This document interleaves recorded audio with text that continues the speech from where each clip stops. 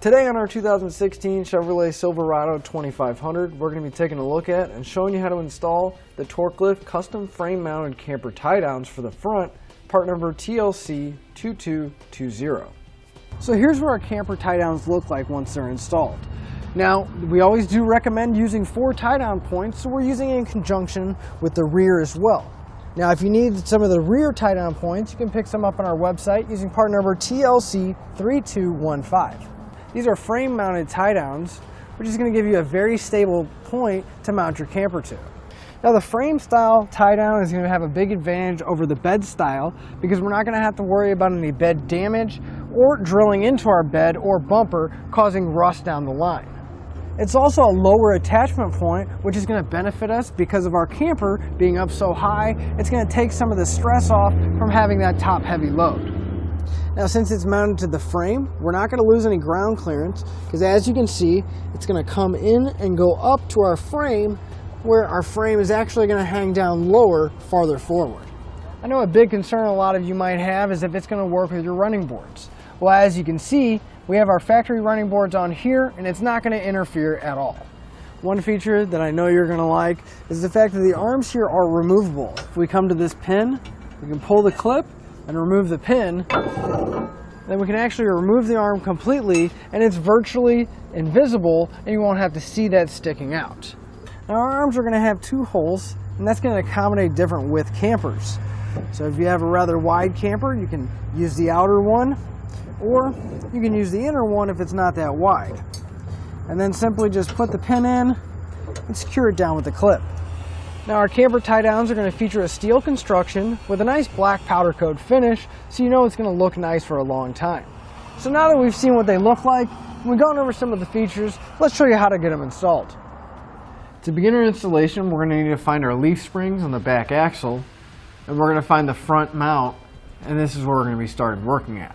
So if we look right towards the inside of our spring perch, we're going to notice that there's going to be a rather large access hole in there.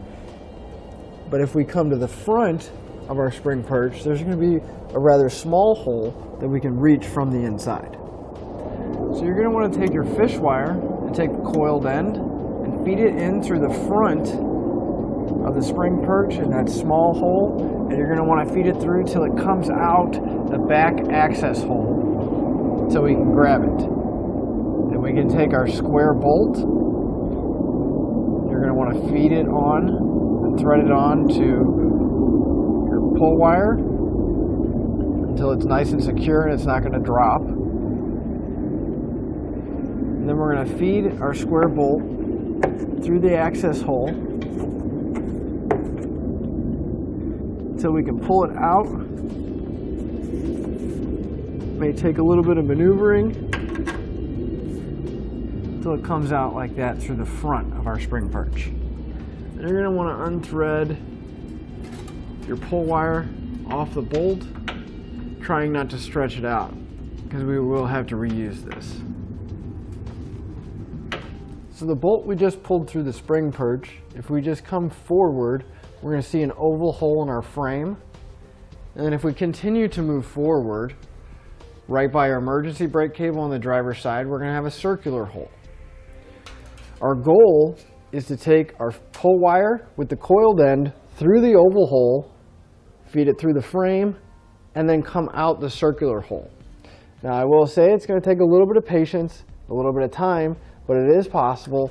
You just need to start feeding it through, and if you need to, you can take your finger, put it in there, see if you can feel the pull wire, just kind of finesse it into place until you can get it pulled out. Now, once you have your coiled end coming out the round hole, you don't want to let go or have this go all the way into the frame. So once you have your pull wire through the round hole, we're going to take our 1/2 inch by 2 inch bolt. We're going to thread it onto our pull wire. You're going to want to push it back into the frame. Now that we have our bolt in place, we're going to take our star washer. We're going to feed it onto the end of our pull wire, and we're going to insert it into the frame.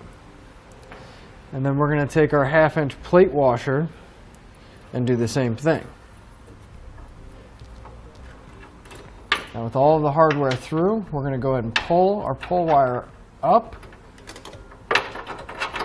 And take a little bit of a wiggle to get all of our hardware, the bolt through. The end goal is to have the bolt go through the washer and through that plate and coming out of the frame. So you want to be careful and try not to stretch that pull wire as much as you can. Quick tip is you want to leave that pull wire attached to the bolt. That way when we start getting our other brackets in place, it doesn't fall back in the frame, and if it does, we can just pull it right back out. So on our frame, we're going to have our bed support right here, and if we go directly up, we'll see that there's a bolt holding it in place. We're going to need to remove that bolt. Now I'm going to be using an 18mm socket to pull it out.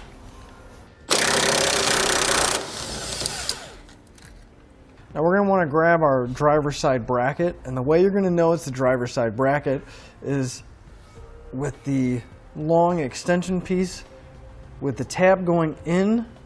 We're going to have this cutaway here, and the hole is going to be on top. The passenger side is going to be faced the other way.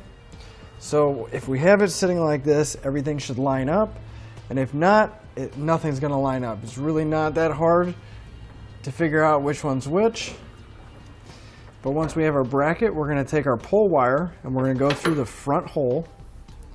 We're going to push the bolt through the front hole, and our tab is going to line up in between the bracket for our bed.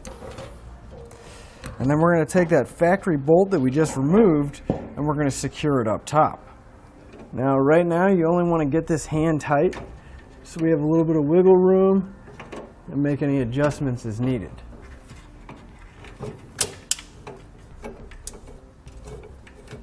So now we'll get ready to take our pull wire off. Before we take it all the way off, what I'm going to do is I'm going to take a 1/2-inch flat washer. I'm going to thread it onto my pull wire and over and around my bolt and kind of push down on it. That way I know the bolt's not going to fall in. Then I can pull my pull wire off. It'll help keeping it from spinning. And then we're going to follow that flat washer up with a 1/2-inch lock washer, and then finally a 1/2-inch nut. Again, if you kind of push on that flat washer, it'll help keep that bolt from spinning as much when you tighten it up by hand. So we're going to grab our other bracket here. Now there's going to be 2 holes in one side and 1 hole in the center. And we're going to want to line up the center hole on the back side of our bracket here and loosely put it into place. And when we line up our hole, the slotted hole should line up with that bolt that we dropped down through our spring perch. Now coming from the back side going out, we're going to take another one of our 1/2-inch bolts. We're going to slide it through our bracket to the outside. We're going to follow it up with a 1/2-inch flat washer, lock washer, and nut. And that's going to be the same combination of hardware we're going to put for the bolt that's coming through our spring perch. Flat washer, followed by a lock washer, and then finally securing it with a nut. So we can come back and start snugging up all of our hardware.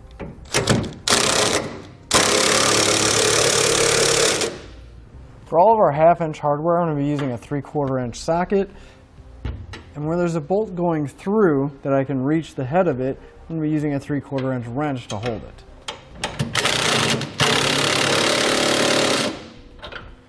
And we'll go back and tighten up all of our hardware. And we're going to come back and using a torque wrench in that same 3/4-inch socket, we're going to tighten up all of our hardware to the specified amount in the instructions. With all of our brackets torqued, we can grab the arm. You're going to want to slide it in, and there's 2 holes, so we're going to use the inner one. So we're going to slide it in, and we can take the provided pin and clip. Once we have the holes lined up, and slide it through, and secure it down. Now you're going to know that it's the driver's side because the thinner part is going to be facing towards the front. That way we know that everything's lined up properly. Now to help us remember which one's which once we take them out, they do provide us with some stickers. That way we can label them and we know where they go once we put them back in. Now that you have the driver's side done, you can go ahead and do the same thing on the passenger side. That'll finish up your look at the TorkLift custom frame mounted camper tie downs for the front, part number TLC 2220 on our 2016 Chevrolet Silverado 2500. Thanks for watching. Click the link in our description below to shop, learn more, or visit us at etrailer.com and leave us a comment if you have any questions.